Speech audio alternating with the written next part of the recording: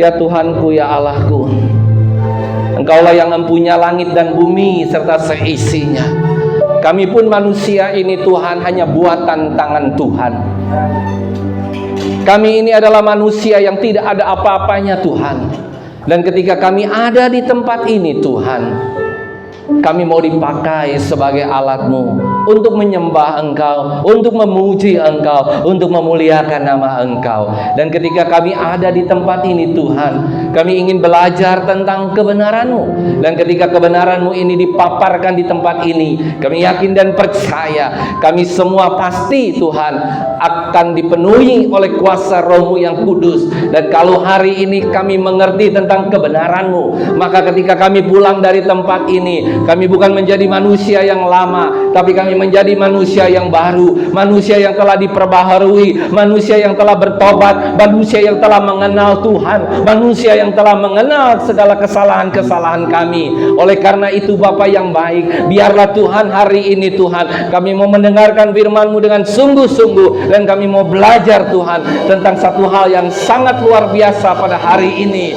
Kami yakin dan percaya ketika urapan Tuhan turun atas hamba-Mu, urapi mulut bibir hamba-Mu, hati hamba-Mu, pikiran hamba-Mu, sehingga apapun yang hamba-Mu perkatakan hari ini Tuhan, oleh kuasa dan perkataan-perkataan Tuhan yang dahsyat, heran dan ajaib, sehingga hari ini Tuhan kami yakin dan percaya kami boleh mengenal Allah, kami boleh mengenal surga, dan kami juga boleh mengenal neraka sebagai pilihan hidup kami ketika kami tidak bertobat. Terima kasih Bapa yang baik, berfirmanlah. Kami akan duduk diam mendengarkan firman-Mu seperti telinga seorang murid dan hati seorang hamba. Seluruh umat Tuhan yang percaya kita katakan bersama-sama amin. Sekali lagi kita katakan bersama-sama amin. Ada haleluya?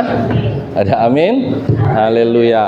Nah, Bapak Ibu Saudara yang terkasih, hari ini kita mau belajar tentang satu hal yang belum pernah kita pelajari setelah 21 tahun saya mengembalakan di tempat ini. Makanya rugi nih kalau hari ini nggak datang di tempat ini. Nah, ini cuma 1 kali atau 2 kali. Nah, kita akan belajar tentang, selama saya belajar tentang firman Tuhan baru 1 kali kita belajar tentang ini, yaitu tentang neraka. Hampir nggak pernah hamba Tuhan berkhotbah tentang hal ini. Ya apa ya? Coba Bapak Ibu Saudara cari di seluruh gereja di Indonesia, bahkan di luar negeri, jarang. Dan hari ini saya ingin mencoba belajar tentang neraka, Saudara. Neraka menurut ajaran Yesus, bukan menurut ajaran yang lain-lain. Katakan kiri kananmu, mau pulang ke neraka atau ke surga? Ayo tos dulu kiri kananmu. Mau pulang neraka atau surga? Nah, kenapa kita harus belajar neraka? Karena kita nggak mau ke neraka, Saudara.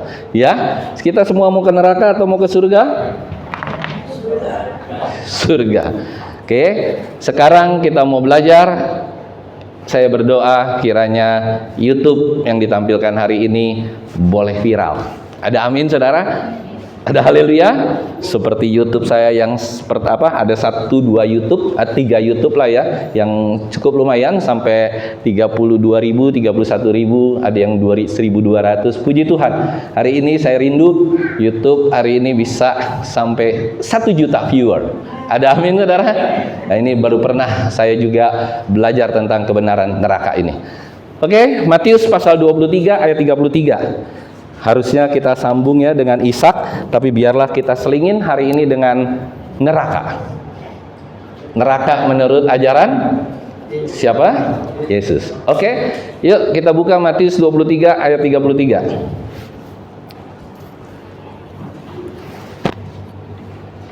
Kalau surga kita sudah belajar kurang lebih, mungkin kalau jemaat lama, Pak Yono dan yang lainnya kita pernah belajar tentang berapa kali itu ya? 8 kali atau 12 kali ya, saya lupa, tentang surga. Tapi baru kali ini kita belajar tentang neraka. Benar nggak? Begitu semua jemaat yang sudah lama-lama di tempat ini? Yuk kita bangkit berdiri, 1 ayat kita baca, terus kita duduk. Terus kita dengarkan tentang penjelasan ini. Matius pasal 23 ayat 33. Yuk kita baca bersama-sama. 1, 2, 3. Hai kamu ular-ular, hai kamu keturunan ular beludak, bagaimanakah mungkin kamu dapat meluputkan diri dari hukuman neraka? Tuhan memberkati. Silakan duduk. Bapak Ibu Saudara yang terkasih, pengajaran tentang neraka adalah pokok yang sangat mengerikan. Kita belajar hari ini tentang ajaran Yesus, saudara, bukan ajaran yang lain-lain.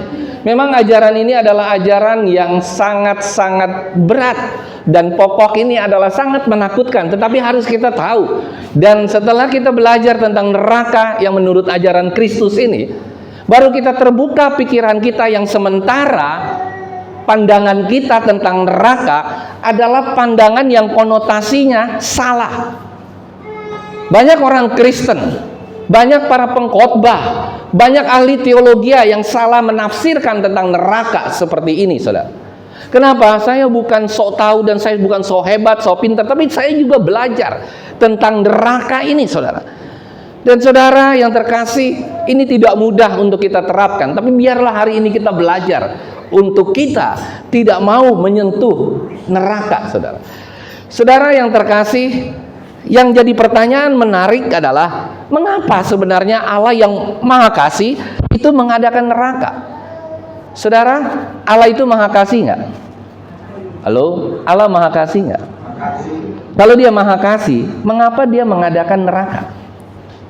This is the pertanyaan yang sangat menarik. Kalau kita Maha Kasih, mengapa kita menjadikan penjara? Kalau kita Maha Kasih, mengapa kita harus menjadikan sesuatu yang kelihatannya sadis? Neraka itu kan konotasinya sadis, saudara. Iya apa ya? Neraka itu sadis nggak menurut Bapak Ibu Saudara?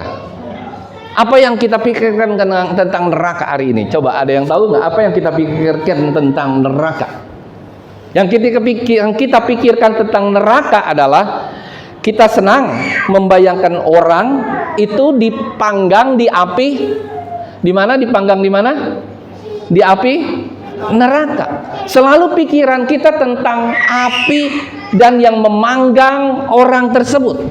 Dan ini adalah, saya bilang, tidak 100% benar. Bahkan mungkin hanya 30% yang benar. Kita sering kali melihat bahwa oh, ternyata neraka itu adalah api neraka yang memanggang kita. Nah, kita lihat dulu ya, kita perhatikan baik-baik.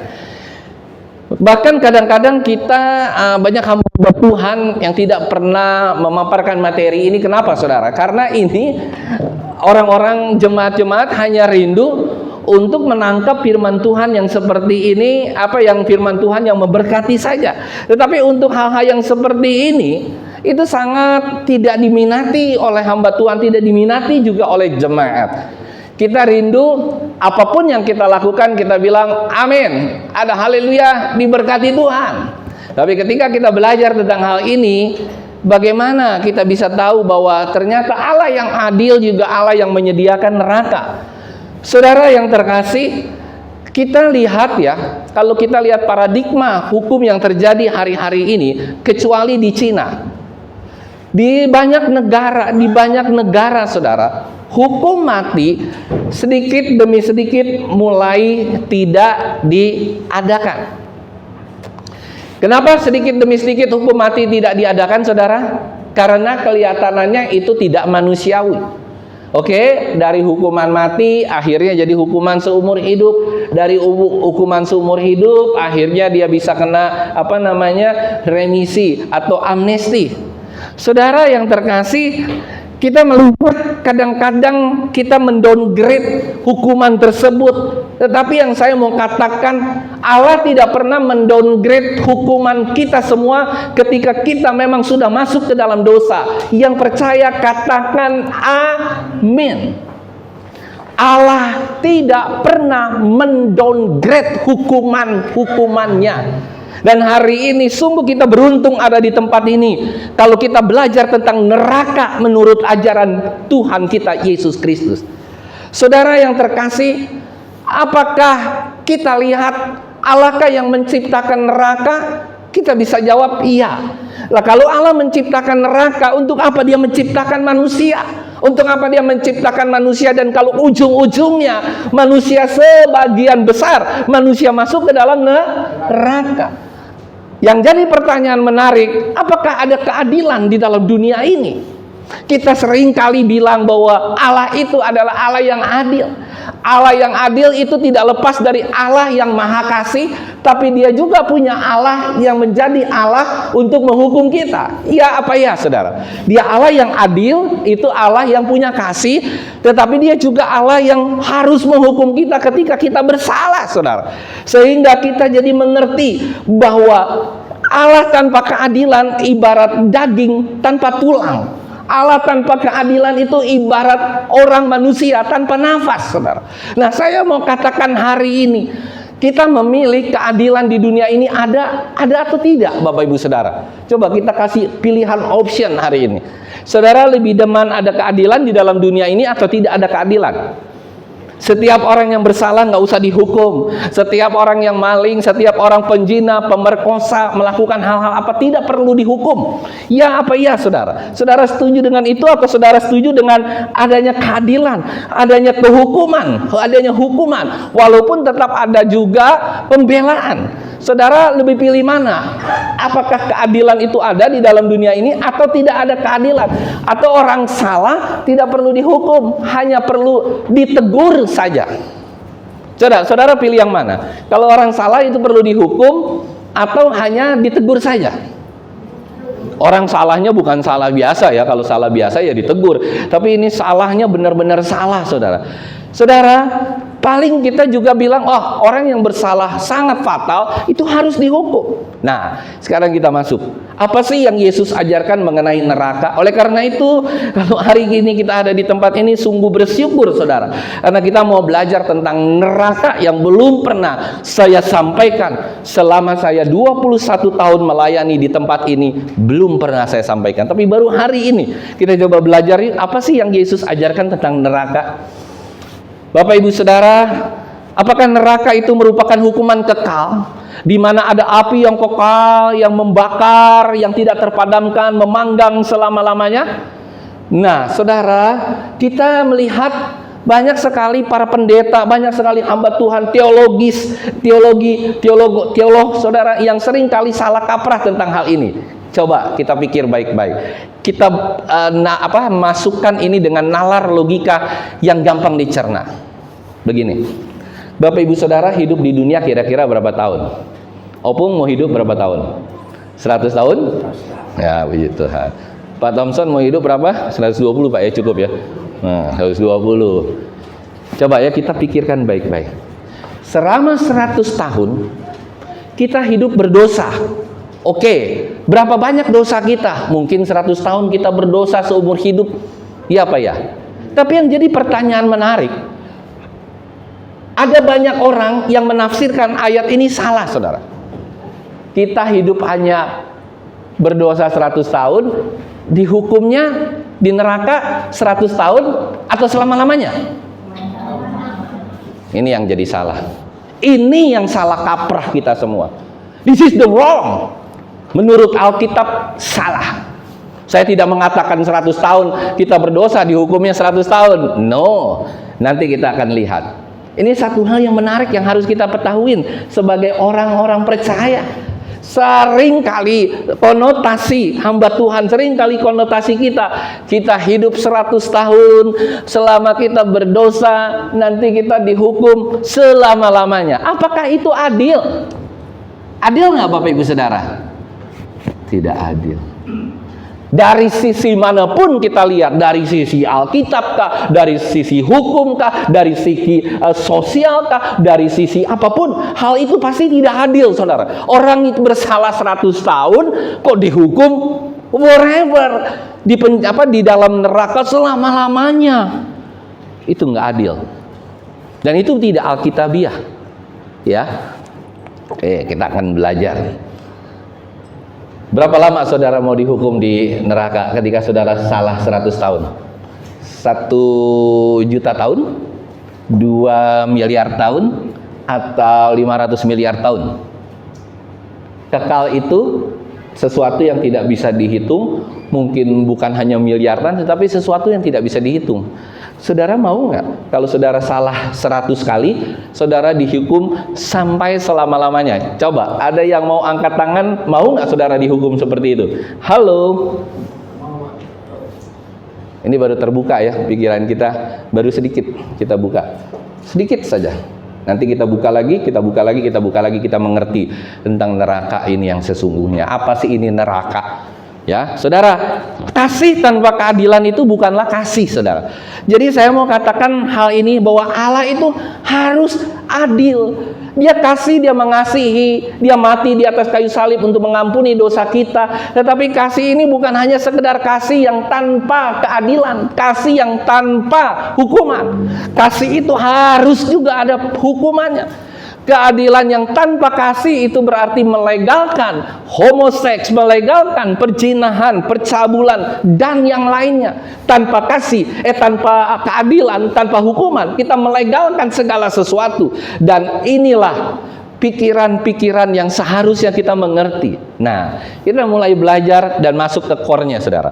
Tentang rujukan neraka menurut Matius di dua hal. Saudara, kalau kita udah belajar, kira-kira ada berapa kali kata neraka di dalam perjanjian baru? Ada yang tahu nggak? Kita kasih kuis ya. Minggu depan dikumpulkan ya. Karena nggak ada di Google nih. Di Google cari setengah mati, nggak akan ada. Ada berapa kali kata neraka ini ditampilkan di dalam kitab perjanjian baru? Tidak akan ada di Google. Ibu Tina mau cari di Google, berapa kali neraka? Tidak ada. Berapa kali? Salah. Ya kan tadi saya bilang, tidak ada di Google. Sorry. Karena ini adalah sesuatu yang spesifik dan tidak akan pernah ada. Saudara, nanti kita akan buka ya. Tapi saya mau bicara dulu. Ada 7 kali di Injil Matius tentang neraka. Saya buka 2 saja dulu. Matius pasal 23 ayat 15. Yuk coba kita lihat. Matius 23 ayat 15. Ini menarik nih, menarik saudara. Saya bacakan. Celakalah kamu, hai ahli-ahli Taurat dan orang-orang Farisi. Hai kamu, orang-orang munafik, sebab kamu mengarungi lautan dan menjelajah daratan untuk menobatkan satu orang saja menjadi penganut agamamu sesudah ia bertobat. Kamu menjadikan dia orang, saudara kasih garis bawahi kata neraka, yang 2 kali lebih jahat daripada kamu sendiri. Jadi maksudnya begini, saudara, kita udah capek-capek, makanya ini mesti hati-hati nih ya, sebab kepada penginjil, kita sudah capek-capek menginjil, kita sudah membawa jiwa bagi Tuhan, ternyata orang tersebut bisa 2 kali lebih jahat daripada kita, saudara. Ini yang dimaksudkan oleh Tuhan. Nah terus ayat yang ke-33 tadi yang kita sudah baca di awal. Hai kamu ular-ular beludak, hai kamu keturunan ular beludak, ular berbisa, bagaimanakah mungkin kamu dapat meluputkan diri dari hukuman neraka? Yang jadi pertanyaan menarik satu, Yesus lebih banyak berbicara neraka kepada orang yang tidak mengenal Tuhan atau orang yang mengenal Tuhan? Saya mau tanya. Hah? Dasarnya mana, Bayono? Gak tahu. Ya, Yesus lebih banyak berbicara pada muridnya. Berkali-kali, dari 10 kali pembicaraan Yesus tentang neraka, 8 kali untuk muridnya, 2 kali untuk orang seberang, 2 kali untuk orang yang nggak mengenal. Artinya apa, saudara? Artinya sungguh faktual atau fakta yang sangat mengerikan, bahwa ternyata Kristus tahu bahwa banyak sekali umat-umat Kristen yang berbondong-bondong sedang masuk neraka. Oleh karena itu dia peringatkan berkali-kali, dan bahkan Tuhan katakan seperti ini, lebih baik bagimu jika masuk ke dalam hidup dengan 1 tangan atau 1 mata daripada masuk neraka dengan anggota tubuhmu yang lengkap, saudara. Ini seringkali dikatakan. Nah, saudara, kita ingin melihat apa sih sebenarnya kejutan ini. Apakah neraka ini hanya untuk menakut-nakuti orang? Seringkali kita juga bilang sama anak kita, nanti kalau engkau masuk neraka, engkau akan dihukum, engkau akan sakit, rohmu akan sakit selama-lamanya, tidak ada lagi pengampunan, tidak ada lagi, semuanya menderita. Benar nggak seperti itu? Jawabannya tidak. Kaget kan? Kejutan kan hari ini? Surprise? Ada haleluya? Neraka itu bukan untuk penderitaan. Neraka itu bukan untuk siksaan. Itu salah sekali, saudara. 99% orang hari ini salah kaprah tentang neraka. Saya nggak bilang saya 100% benar, tetapi saya ingin menyatakan dengan firman Tuhan bahwa hari ini kita mengerti apa sih yang dimaksud dengan neraka, sehingga nanti saudara baru mengerti. Oh, neraka itu seperti itu. Ayo kita terus ya. Itu kejutan yang pertama. Jadi kalau ada orang yang memperingatkan tentang neraka, memang neraka ini adalah hukuman kekal selama-lamanya, tapi bukan hukuman untuk orang disundutlah kakinya, direbuslah kakinya, dirajamlah dengan api neraka, disodoklah. Waduh, hancur-hancuran kita di neraka. No, saudara. Neraka bukan seperti itu.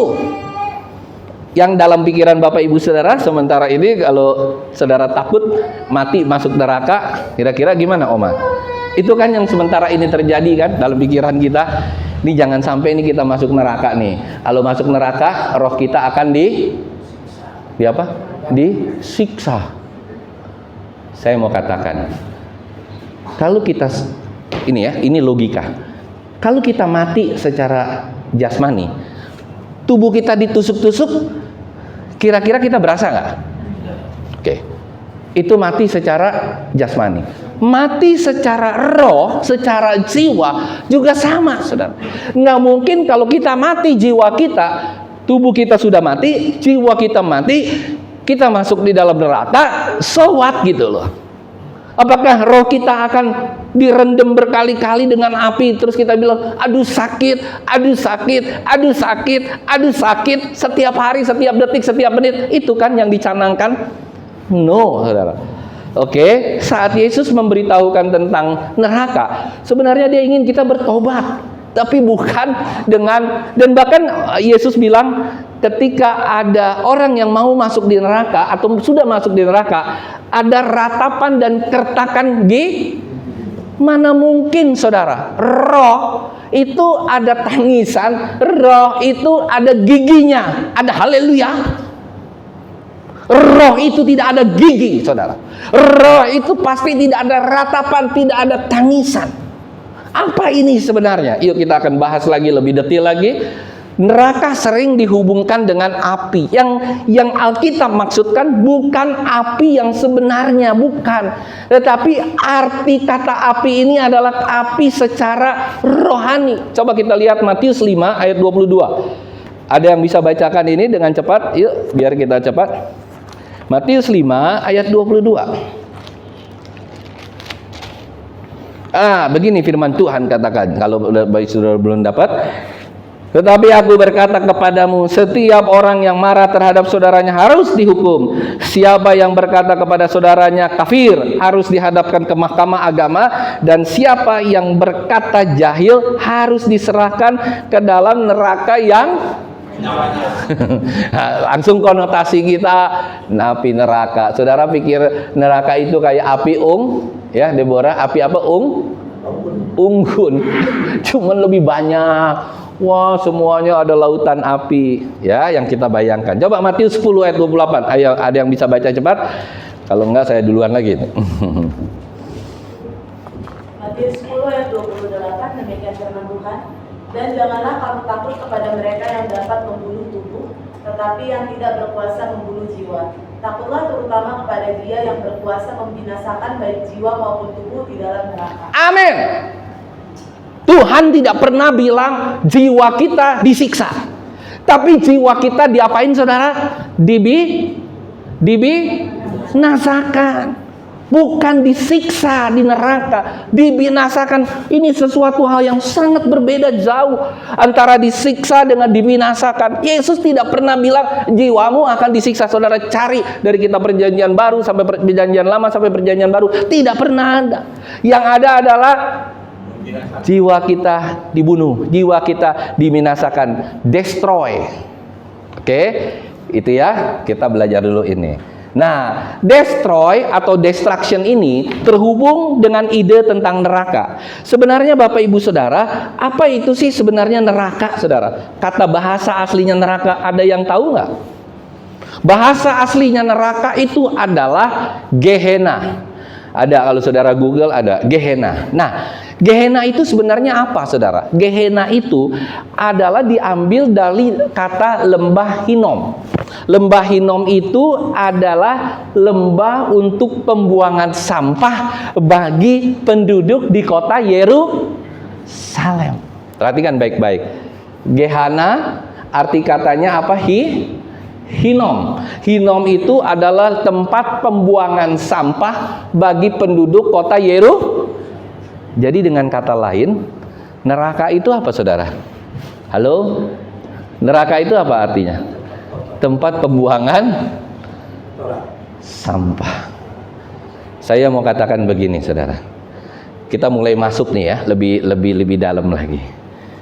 Kita seakan-akan berpikir, kalau sampah di Jakarta saja ya, atau Bekasi tidak dibakar di Patar Gebang atau di tempat lain, apa yang terjadi dengan sampah-sampah itu ketika tidak dibakar atau tidak dimusnahkan, saudara? Dibinasakan, dimusnahkan, dibakar. Apa yang terjadi dengan sampah-sampah, Pak, Bu? Apa yang terjadi? Sampah itu akan menggunung, sampah itu akan menyajikan bibit penyakit, laler di mana-mana, apalagi dalam musim kering, saudara. Coba kalau misalnya 1 tahun sampah nggak pernah dibinasakan, dimusnahkan, dihancurkan, apa yang terjadi, saudara? Kita semua sakit, saudara. Menular semua. Artinya apa?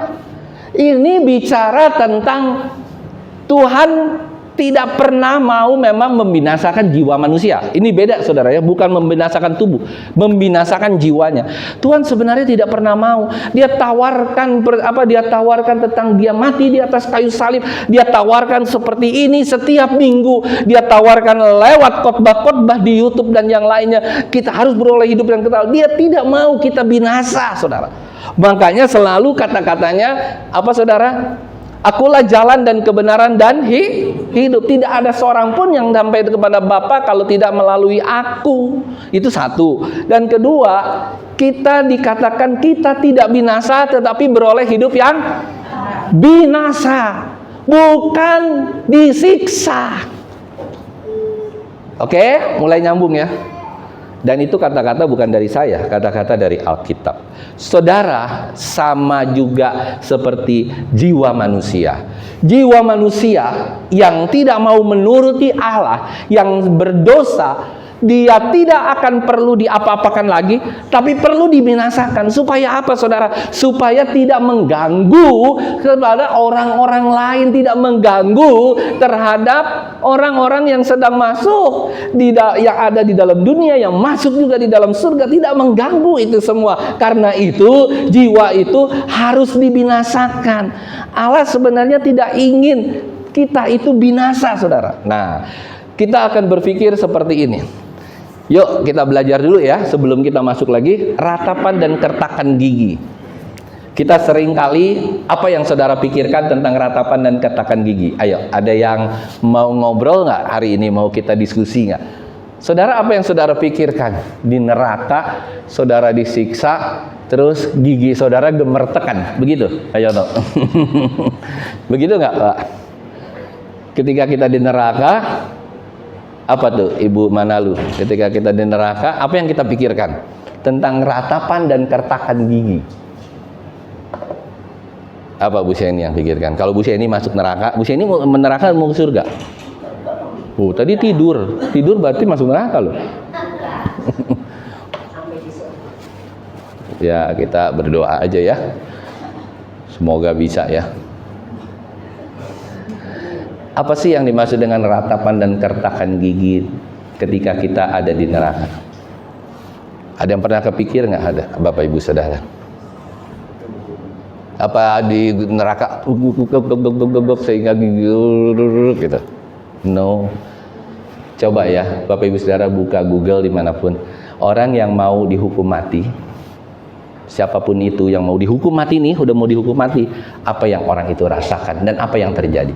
Dia pasti meratap, mungkin dia menangis, dan dia pasti menggertakkan giginya.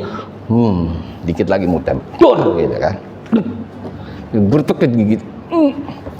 Itu. Jadi kertakan gigi itu bukan efek dari masuk ke dalam neraka. No. Tapi gertakan gigi itu terjadi sebelum orang masuk ke dalam neraka, Saudara. Coba kita lihat Matius 13 ayat 42, ya. 41 dulu. Apa yang firman Tuhan katakan? Anak manusia akan menyuruh malaikat-malaikatnya dan mereka akan mengumpulkan segala sesuatu yang menyesatkan dan semua orang yang melakukan kejahatan dari dalam kerajaannya, semuanya akan dicampakkan ke dalam dapur api. Akan, ya, belum dicampakkan. Di sanalah, tapi belum nyampe ke dalam neraka, akan terdapat apa, Saudara?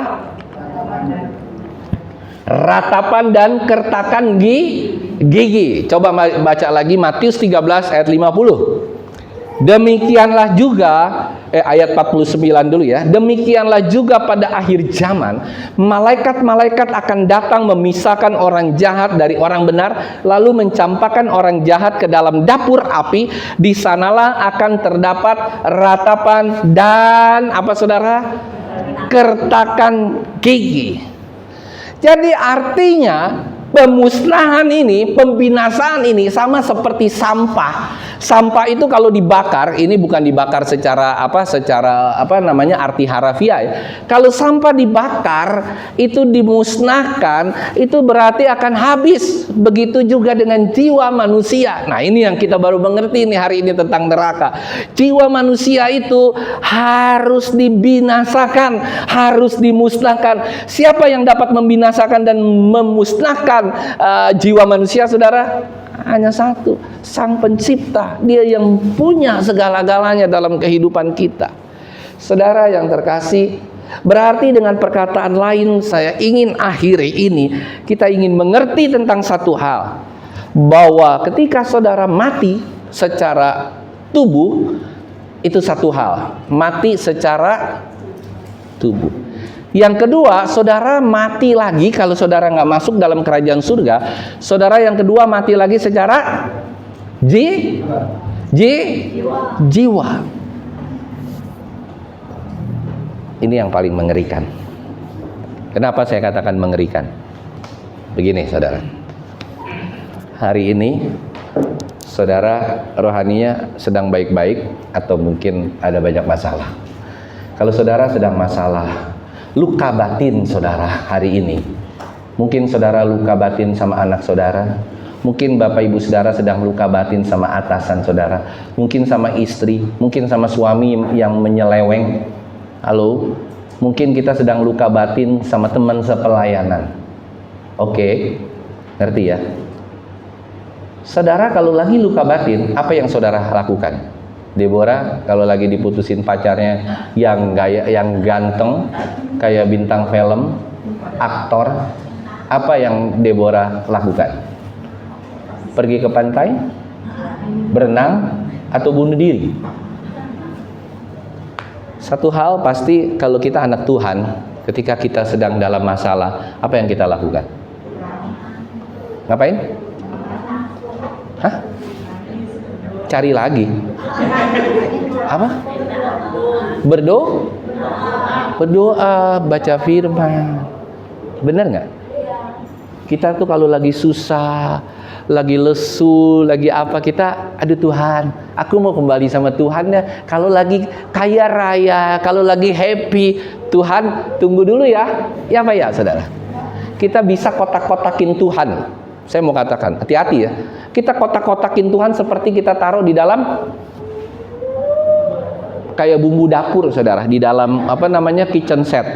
Giliran kita perlu garam, ambil garam. Nggak perlu garam diambilin, ya kan? Itu kita perlakukan Tuhan seperti itu loh, setiap hari. Jangan main-main. Nah, oke. Kita masuk closing daripada khotbah ini.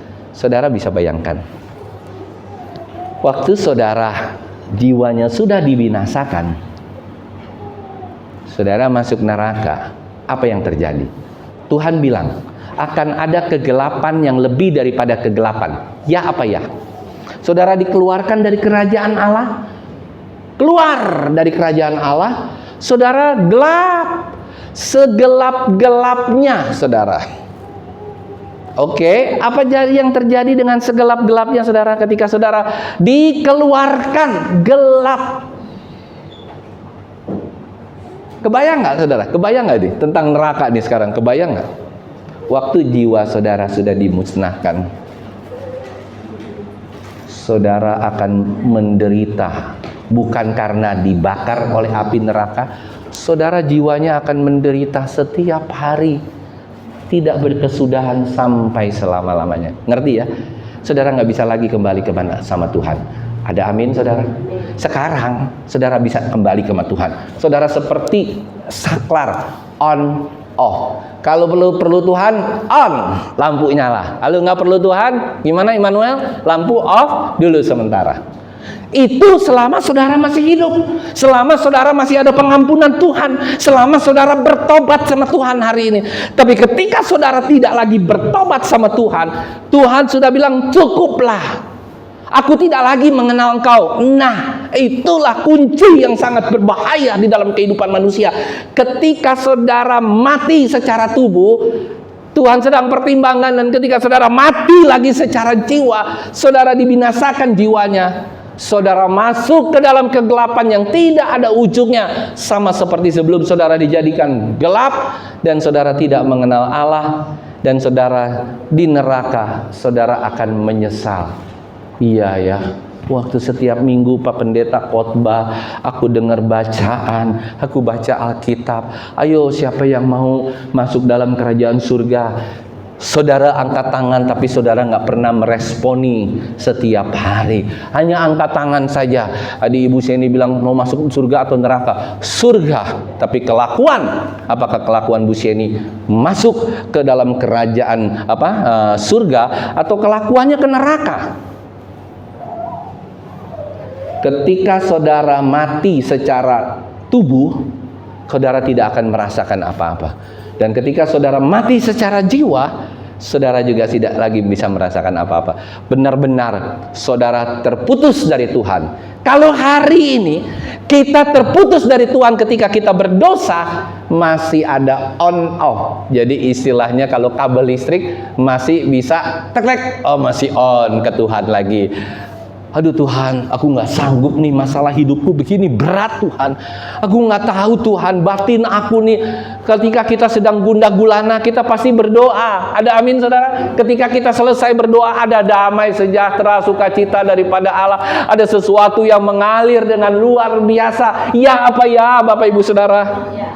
Tapi nanti ketika sudah putus, saudara sudah dibinasakan jiwa saudara. Tidak ada lagi saudara mau berdoa, saudara jiwanya, batinnya terus menderita sampai selama-lamanya. Itulah neraka. Neraka bukan secara fisik, karena kita secara logika nggak masuk akal saudara. Kalau roh dimasukin ke dalam api, nggak akan bisa roh itu kelejetan, kepanasan, kedinginan, nggak bisa saudara, nggak bisa. Roh itu tidak bisa diperlakukan seperti itu. Tubuh, ya. Benar nggak Bapak Ibu Saudara? Tubuh saudara kena kompor aja, saudara coba colokin tangan saudara ke dalam air mendidih. Kira-kira gimana? Tapi pernahkah saudara, roh saudara merasa kepanasan? Roh saudara yang hari ini semua kita punya roh yang sama, pasti ketika kita sedang down mental kita, hancur-hancuran mental kita, yang sakit adalah jiwa kita, bukan tubuh kita. Kita sakit, tetapi kita masih bisa minta sama Tuhan. Walaupun Tuhan belum tentu jawab ya, tidak, atau mungkin depending saudara. Tapi saudara masih merasakan kelegaan, karena saudara masih ada bersama-sama dengan Tuhan hari ini. Ada haleluya. Ayo Bapak Ibu Saudara, bertobat hari ini saudara. Jangan sampai suatu saat kelak saudara masuk dalam kerajaan neraka dan benar-benar terputus total dari Allah. Saudara nggak perlu takut untuk saudara nanti roh saya akan disiksa. No, nggak akan ada penyiksaan di dalam neraka. Saya garanti 100%. Kalau saudara nggak percaya, nanti ketika kita ketemu lagi di surga. Ada amin, saudara? Saya mau katakan hari ini, ketika rohmu dibinasakan, jiwamu dibinasakan, maka engkau tidak akan pernah lagi bisa memohon kepada Tuhan. Tuhan, aku roh. Jadi roh saudara akan selalu gundah gulana, galau, kacau balau setiap hari. Dan itu bukan hanya 1 hari, bukan hanya 1 minggu, bukan hanya 1 tahun, bukan hanya 100 tahun, tapi selama-lamanya saudara akan tersiksa. Tersiksa bukan karena Tuhan yang menyiksa neraka itu sendiri. Mempersiapkan neraka bagi Tuhan bukan dia mempersiapkan penderitaan, bukan dia mempersiapkan siksaan, tapi dia mempersiapkan dirimu yang akhirnya dibinasakan, dibunuh, dihancurkan oleh Tuhan, didestroy oleh Tuhan.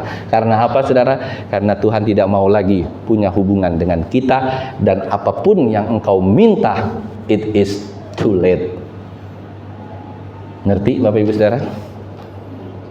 Ngerti nggak? Jadi neraka itu, jadi kalau ada Bapak Pendeta di tempat lain ya, keluar saudara di tempat ini, maaf Pak Pendeta, ya setelah selesai khotbah ya, itu salah. Dibinasakan, bukan disiksa. Nggak pernah ada di Alkitab, saudara baca dari kitab Perjanjian Lama sampai Perjanjian Baru, bahwa neraka itu bicara soal penyiksaan. Tidak. Neraka itu bicara soal binasa. Apa arti kata binasa tadi, saudara? Destroy, habis, hancur, lenyap. Apakah orang yang lenyap, apakah roh yang lenyap bisa disiksa lagi walaupun secara api rohani?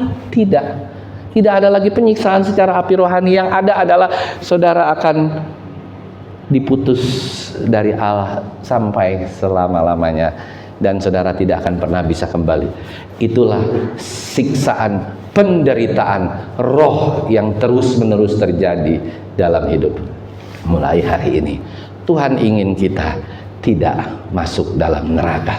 Tuhan ingin kita semua selamat. Ada amin, saudara? Oleh karena itu, ayo tiap hari lakukan firman Tuhan, tiap hari engkau berdoa, tiap hari punya hubungan yang intim. Masih ada kesempatan bagimu untuk terus bersekutu sama Tuhan. Jangan sampai suatu saat listrikmu dicabut sama Tuhan, diputus, kabelmu diputus sama Tuhan, selesai. Dan ketika itu diputus sama Tuhan, forever, selama-lamanya, tidak ada lagi. Kata Tuhan, goodbye. Kalau Tuhan udah ngomong goodbye, itu benar-benar goodbye selama-lamanya. Kalau manusia sama manusia, goodbye, entar dia ketemu lagi, saudara. Tapi kalau Tuhan bilang cepret, putus semuanya. Engkau sudah ada di neraka, dan jiwamu akan tersiksa selama-lamanya. Bukan karena api, bukan karena yang lainnya, tetapi engkau tidak lagi berhubungan dengan Tuhan. Baca besok firman Tuhan. Nanti kalau saudara perlu materinya ini, saya bisa kasih di grup. Saudara baca baik-baik, agar kita semua tidak lagi masuk dalam kerajaan neraka, tapi kita masuk dalam kerajaan surga. Kita bersama-sama lagi ketemu sama kita semua, jemaat GBI Aberta di tempat ini, di awan-awan kemuliaan yang kekal. Ada amin, saudara? Amin. Tuhan memberkati.